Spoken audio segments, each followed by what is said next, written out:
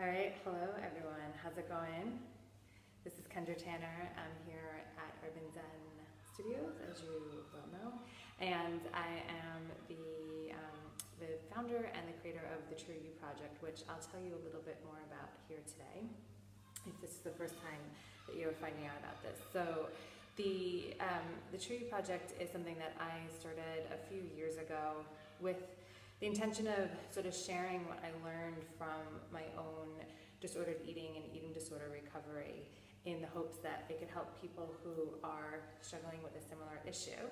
And at the same time, what I found is that what I learned from that experience has touched a wider range of people than that are just struggling with their relationship to food and their body. And that totally surprised me because I was of the opinion that, that whole like I'm special thing, right? And that those that were in the realm of eating disorders, we had something special going on. And what I realized is that actually no, what I experienced, other people experience in life in terms of the feelings and the emotions and the challenges that happen. It's just that how it manifested and my reaction to those things led me down the road to use food to try to comfort myself, using it for control, and the same thing with my body. And for other people, i.e. you may not end up using food, you may have other coping mechanisms. However, from what I learned is that there's a place for freedom from all of that. And so what I want to share with you today is one of the very first lessons that I had to learn for myself and that I continue to learn, and I'm passing that on to you in hopes that it can bring you a little bit more freedom and more joy and a lot more flow into your life. I think that's the F word for today, flow. So what I'm talking about here is our control freak. So I have notoriously been somebody who on the outside may not come across as a control freak, and yet inside there is a part of me that's doing everything possible it can to make sure there's a specific outcome, a certain result, and striving for some version of perfection, right? So what we're talking about here, just to repeat that, is results, perfection, achievement, that striving and that sort of pushing energy to achieve something. And the thing is, we live in a world and a culture that in some way rewards that.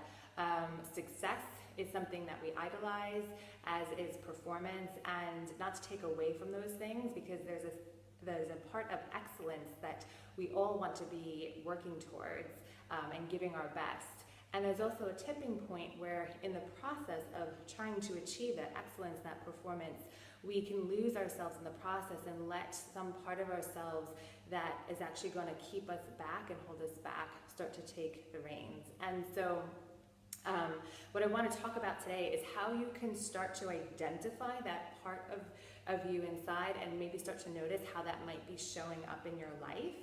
And then see how you can start to kind of have a conversation with that part of yourself to perhaps try something different. And it was funny, this morning as I was in the car, I was listening to a podcast, and there was a really beautiful quote that I'm totally not going to get right, but it was something to the effect of that every single part of us wants to be seen and heard. And that rang so true for me. And I think, the part of ourselves that wants certainty and control, that needs to be seen and heard, because that's the same part of ourselves that is trying to create safety for ourselves.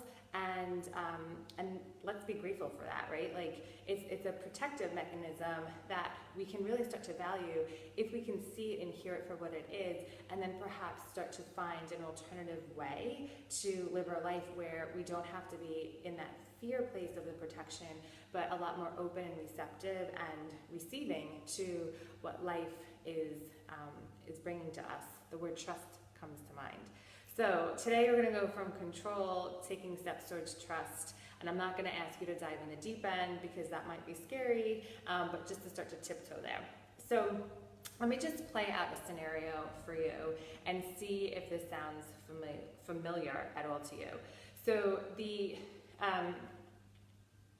okay, I'm going to use my body as an example, but note that you can substitute body for bank account, you could substitute it for business, relationship, any anything where you have a desire for something in your life to look a certain way. It could be academic performance, right? A really broad thing, but I'll just use my body as an example.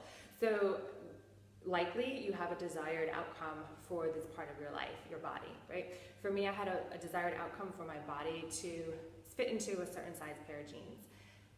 I also had an expectation of how that desired outcome was going to be achieved. And so my expectation was that the more I burned calories and the less that I ate calories, then my body would start to shrink and fit into this pair of jeans. So your expectation might be, well, if I work harder, I'll get the grade. Or if I put in more time, I'll get the promotion, I'll make more money. Whatever it is, right? There's probably some kind of like logical equation going on, like if I do this, then I'll get that, right? And we learn math in school, and so if we're applying that to our life, why not? Except sometimes there's another equation. And so, so if that sounds familiar, just check in with yourself, like where's that if-then statement showing up for you?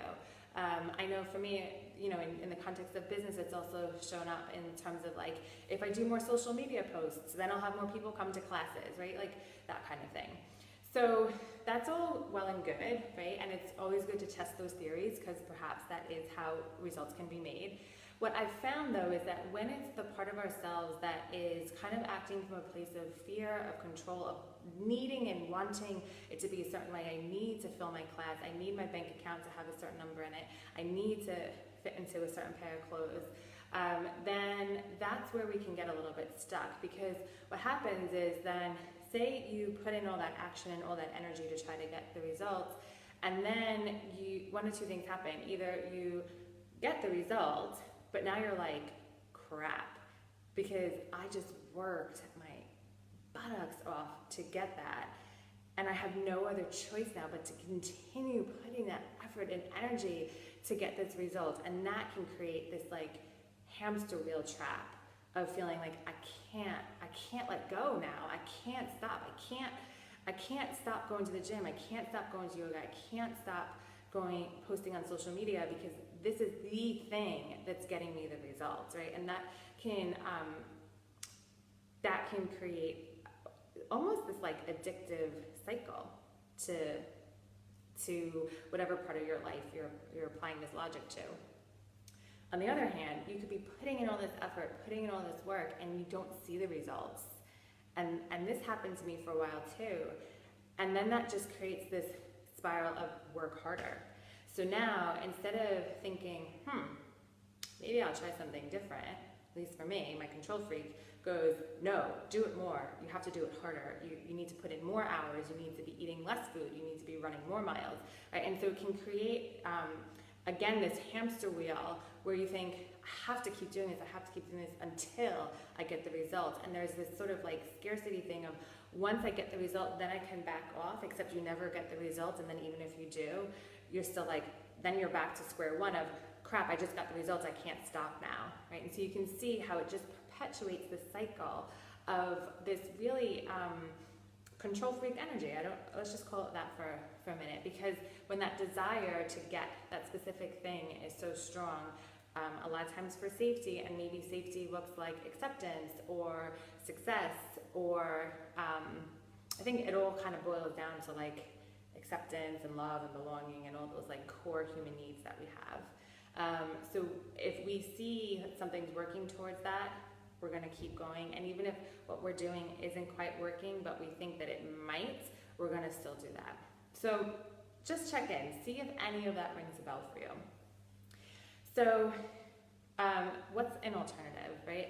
So if the first thing is awareness, so if you're kind of hearing this and saying, yeah, I do that, no big deal, right? Like, you're aware now, that's awesome, and there's a lot of power in that, and in having the choice to say, what could I start to do differently now?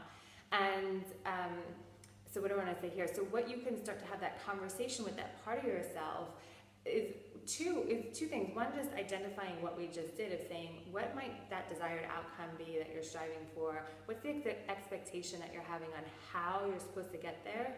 So it's this combination of like outcome goal and process goal. So that's one thing you can do, is just start to raise your awareness and noticing huge power in that. The second thing you can start to do is start to really understand, well, why? Like, what is it I'm trying to give myself here? And is it the safety and security that comes from your version of success? Is it that you just want to feel like you're belonging into the pack of other people around you that are working really hard to strive for whatever outcome it is, right?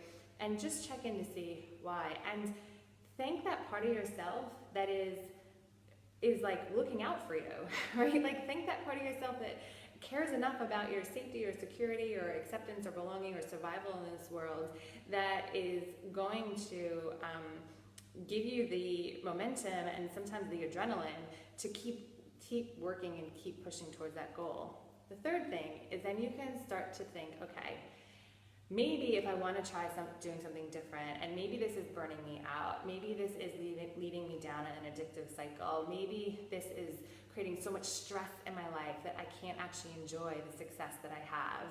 Whatever the impact is of this control freak, is start to think, okay, maybe there's another way. And here's the thing, like if the control freak, let's make the assumption that it's doing something to protect you, totally like bagging it and jumping in the deep end and saying, I'm totally gonna let go and I'm gonna go with the flow. Like maybe you're a plunger, I'm a tiptoer. So I need to tiptoe towards that so that I still have a sense of self and safety and security as I'm taking those steps forward. So perhaps you can just identify what the one thing that you're holding on to that's kind of keeping you in that loop of trying really hard to get that outcome, and just say, how could I start to loosen my grip? So I'm not even asking you to let go, just how do I start to loosen my grip? So to give you an example, like I said, for me, my body was something that was really putting a lot of pressure on to fit into a certain size. So I wasn't ready to say, okay, like it's okay to put on 15, 20 pounds or whatever. But I was willing to say that one pair of jeans that I'm trying to squeeze into, I am willing to have that leave my wardrobe so that I'm not reminded of it all the time, okay? Recently I had in the context of business, what if I just stayed off social media for a month, right? What if I could just give myself that space and just see what happens, right? So I'm not saying ban social media forever, but just give myself a bit of breathing room. So that's what I would encourage you to check in for your own life. What is just one way you could start to loosen the grip for maybe even a fixed period of time, right? It doesn't have to be forever if that feels too scary. Like the social media example, 1 month was all it was. I think it ended up being 6, no, actually I did go back on it for a month. So you can just start to see and take a step back and just start to notice what that does for you. What space does that create in your life for something more and something new and something bigger than you could even imagine to kind of step in and start to bring things to you, right? So if you can think of this energy, like often the control freak is like this moving forward and this clutching, this holding onto, and as soon as we can start to open up our hands, then they're in a posture of receiving. And so perhaps life has something else in store for you that as soon as you can back away from, it starts to make space to let that enter in. So that's my encouragement to you today. Check in that desired outcome, expectation. Notice where you might be holding on to something, and just start to, one, thank yourself for working so hard to get you there, but also just start to see, how could I start to let go and see what that might open up for you. And let me know when you do. So that's it for today. As I mentioned earlier, this is one of the first lessons I had to learn in my own recovery journey, and it's something that as I share with people, so many people who aren't necessarily even on like a recovery journey, they can totally resonate with it. And I truly believe that this is just one of the foundational principles of how we can live a more full life and a more free life and a more in tune life to the world around us that might get different results for our personal life, our family and professional life, and just our planet even. So with that said, I'll also let you know that if you want to take this deeper, there's going to be an opportunity coming this autumn. And this is like way ahead in my book. This is like coming up in October, but I'll plant the seed now because walking this way of life differently, in this posture of learning to receive and learning to let go has been a game changer for me and so many other people, and I want to have the opportunity to share that with you. So the beginning of October, I'll be opening up a course where we can dive into this a little bit further. There's going to be an in-person version in Swansea right here at Urban Zen, and also an online version. So if you're interested and you think, this might be for me, this might be what I'm needing in order to help me create more space in my life, to be more me, and to see the changes in my life and in the ripple effect of that across your community and your world, then definitely get in touch. There's going to be an early bird opportunity if you want to book on before the end of July and like totally check that off your list, right? Like that little like control piece, like get that done. Or if you want to linger and just kind of see that, obviously you can join the program in August or September. But if you do want to get in there and you know this is for you, then get in touch with me. There's an early bird offer of £155 for the 8-week course. So that said, thank you very much, and definitely try this for yourself and get in touch. And if you leave a comment, tag me in it, because I won't always see the comment unless I'm tagged in it. So Kendra Tanner, you can just tag that. And I would love to know sort of what you're noticing in your own life of how this idea of control might be coming up and how you might be able to tiptoe towards something else. Okay? Lots of love, and we'll catch you guys soon. Bye.